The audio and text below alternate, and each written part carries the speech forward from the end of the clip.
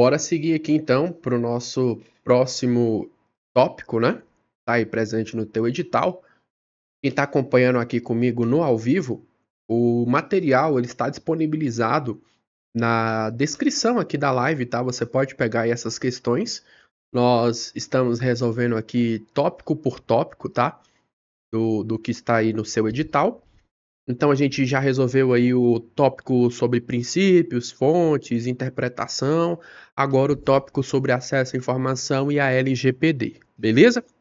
Então, 5 questões inéditas para você treinar, para você se preparar para o exame da OAB. Tá bom, pessoal? Venha comigo, né? Vamos treinar junto aqui essas questões.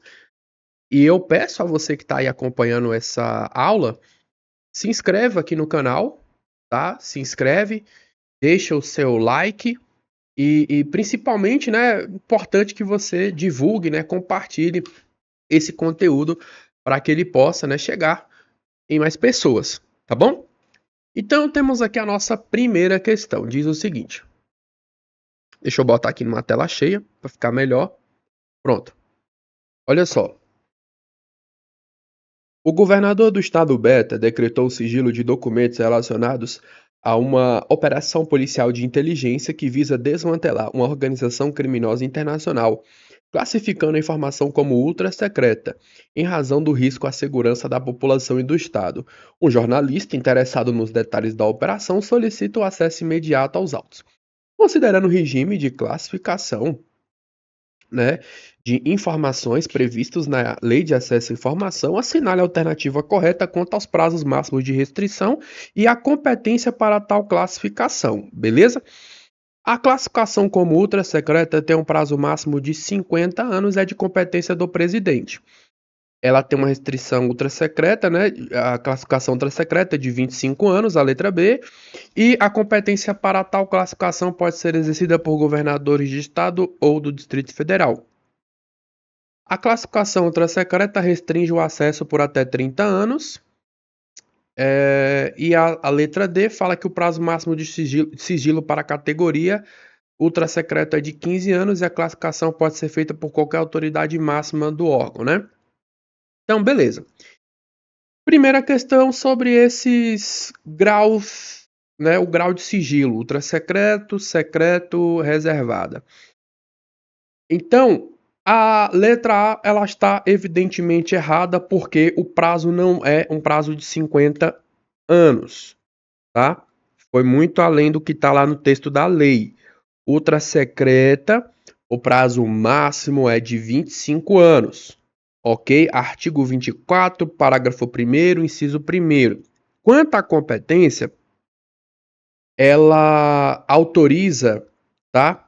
Essa questão aqui eu achei bem difícil até, né? Porque a gente sempre associa a ultra secreta ao presidente da República, ao vice-presidente, ministro de Estado, comandante das Forças Armadas e chefe de missões diplomáticas no exterior.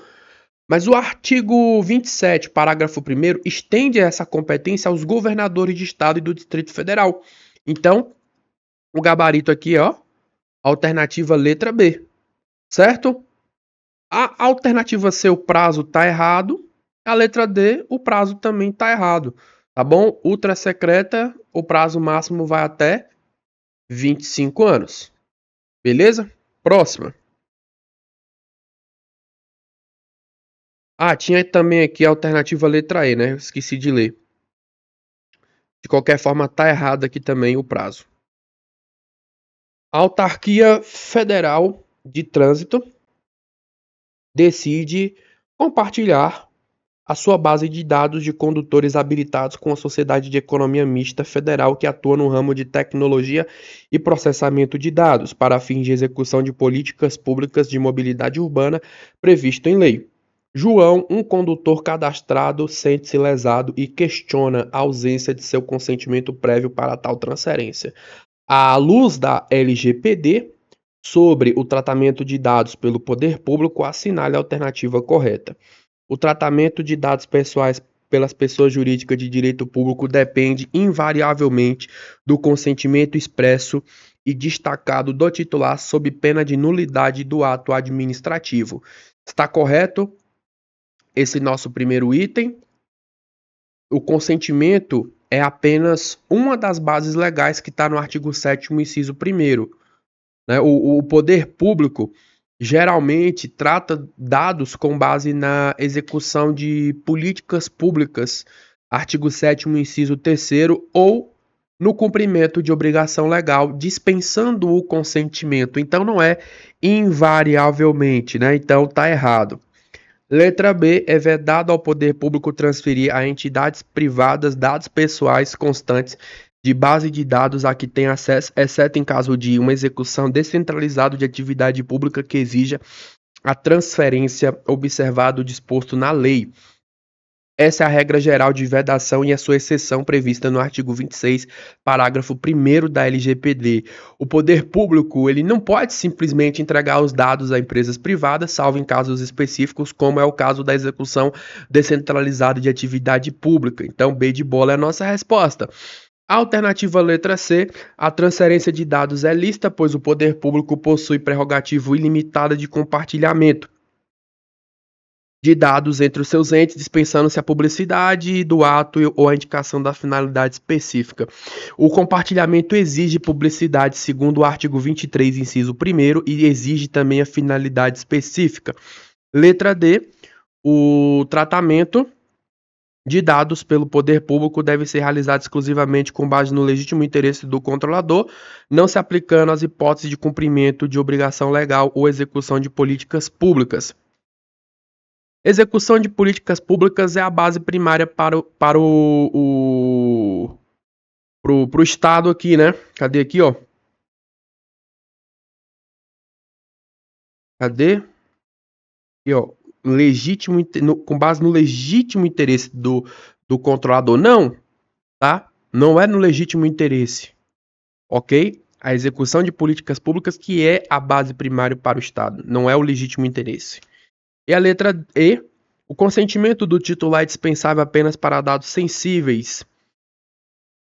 No caso aqui, a dispensa de consentimento para políticas públicas aplica-se a dados pessoais em geral, observadas as garantias da lei.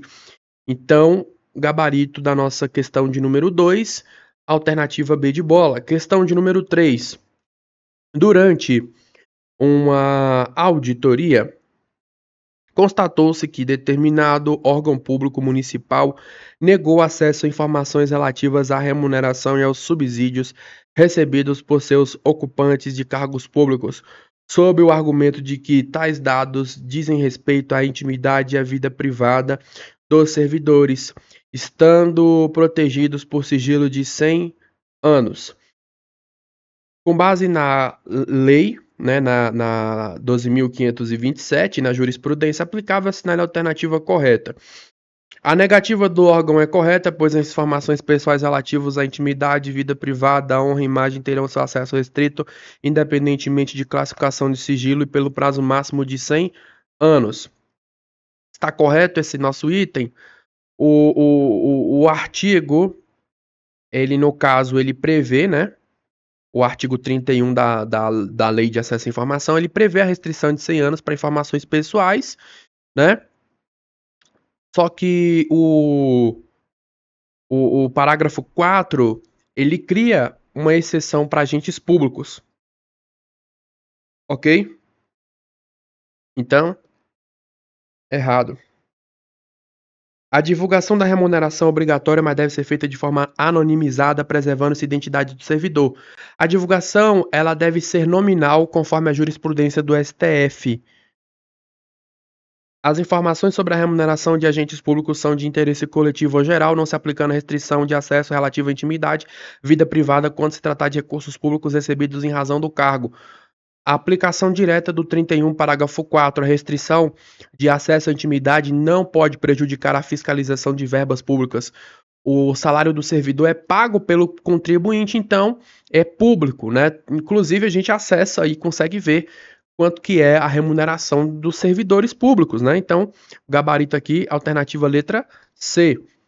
O prazo aqui de 100 anos Aplica-se apenas a documentos históricos para informação financeira de servidores. O sigilo é de 50 anos prorrogado. Não, o prazo aqui para informações pessoais sensíveis é de 100 anos, né?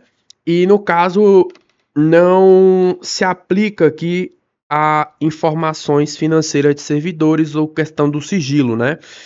E a letra E, a restrição de acesso, ela é absoluta. Gente, restrição não é absoluta, tá? O artigo 31, parágrafo 4 prevê exceções. Por exemplo, defesa de direitos humanos, proteção do interesse público, etc. Por aí vai. Questão de número 4. A Autoridade Nacional de Proteção de Dados, a ANPD, instaurou um processo administrativo sancionador contra uma fundação pública estadual após constatar um vazamento massivo de dados pessoais de cidadãos beneficiários de um programa social decorrente de falha grave na segurança da informação. Após o devido processo legal, ficou comprovado a infração. Considerando o regime de sanções administrativas previstos na LGPD, assinale a penalidade que não poderá ser aplicado à referida fundação pública. Advertência com a indicação de prazo para adoção de medidas corretivas, publicização da infração após devidamente apurado e confirmado sua ocorrência, uma multa simples de até 2% do faturamento, limitado no total a 50 milhões de reais por infração, um bloqueio de dados pessoais a que se refere a infração até a sua regularização, eliminação dos dados pessoais a que se refere a infração. Questão de número 4, letra A, letra B, letra D e letra E são sanções aplicáveis a qualquer agente de tratamento, inclusive públicos. A letra C, artigo 52, parágrafo 3º da LGPD, dispõe expressamente que as sanções de multas não se aplicam aos órgãos e entidades públicas, tá? Então, no caso aqui, o nosso gabarito, certo? Está pedindo o que não pode ser aplicado à referida fundação, alternativa letra C. Questão de número 5. Um cidadão compareceu a uma repartição pública federal e solicitou verbalmente acesso a documentos administrativos que não estavam disponíveis no site oficial do órgão. O servidor responsável pelo atendimento recusou o pedido de imediato, informando que a lei exige que todo pedido seja feito por escrito, com justificativa detalhada dos motivos da solicitação e que o órgão não possui serviços de informação ao cidadão físico, né? Diante da conduta do servidor e das disposições da Lei 12.527, assinale a alternativa correta. O servidor agiu corretamente, pois a administração deve exigir a motivação do pedido de acesso à informação para verificar se há legítimo interesse do solicitante. É vedado exigir os motivos determinantes da solicitação, segundo o artigo 10º, parágrafo 3º. Então, está errada. É dever do Estado garantir o direito de acesso à informação, que será franqueado mediante procedimentos objetivos e ágeis, sendo vedada quaisquer exigências relativas aos motivos determinantes da solicitação de informações de interesse público.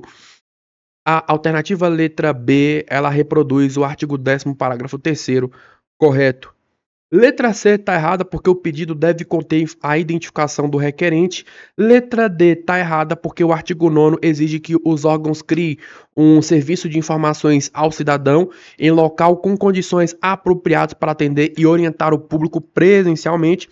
E a letra E está errada porque o serviço de busca e fornecimento é gratuito, só se cobra o valor dos materiais utilizados se houver e se o solicitante não for pobre, segundo o artigo 12, tá? Então, o nosso gabarito aqui, alternativa letra B de bola. Então, fiquem atentos aos prazos de sigilo: ultra secreto 25, secreta 15, reservadas 5, informações pessoais 100 anos, segundo o artigo 31, mas não vale para esconder salário ou irregularidade de servidor, ok? Competência para classificação ultrasecreta: presidente, vice-presidente, ministros de Estado, comandantes das Forças Armadas e governadores, tá?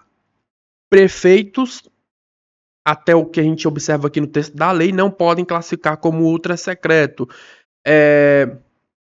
Então, alguns pontos a serem observados aqui a respeito da LGPD e da Lei de Acesso à Informação. Espero que esse conteúdo seja de extrema relevância para a sua aprovação. Eu estou trazendo aqui o conteúdo com toda a objetividade do mundo, até mesmo porque você não tem somente essa matéria para estudar para a sua prova, você tem outros assuntos, né? Então, nessa parte objetiva aqui, eu quero ajudá-lo ao máximo a conseguir esses pontos. Eu quero que você treine e eu quero que você não fique preso somente às questões já feitas pela banca, né? É importante você também explorar outras formas, né? E você percebe aqui, né? Perceba que eu estou trazendo para você questões com o mesmo grau de profundidade que é exigido por uma prova, né, de exame de ordem. Situações ali apresentando os casos hipotéticos, né, textos longos, porque realmente é uma prova desafiadora, né? Eu estou aí já ingressando com resoluções de questões da banca FGV, especificamente para concursos de tribunais, e eu fiz, por exemplo, com uma turma de questões para o concurso do TJ do Rio de Janeiro e segui exatamente essa lógica. Muita questão, principalmente questões inéditas, e o resultado, né, pelo menos o feedback que eu recebi foi muito positivo em relação às matérias de direito, né, um feedback muito bacana, o pessoal comentando que as questões que eu tinha feito tinham uma similaridade muito grande com o que apareceu na prova, e eu quero replicar isso também no exame da ordem, tá bom? Então, conto com você, conto com a sua participação, com o seu engajamento, deixe o seu like, incentive a produção desse conteúdo, né? E principalmente compartilhe nos seus grupos de estudo, tá bom, pessoal? Eu sei que nesse ramo aí, nesse meio, tem já nomes consolidados, professores de peso, mas eu quero aqui também fazer e deixar a minha contribuição para a sua aprovação, tá bom? Obrigado pela sua atenção, vamos fazer mais um intervalo aqui bem rápido e a gente volta no próximo bloco, trabalhando aqui a atividade estrutura administrativa, organização administrativa brasileira e o terceiro setor, ok? Não saia daí que eu volto já já no próximo bloco.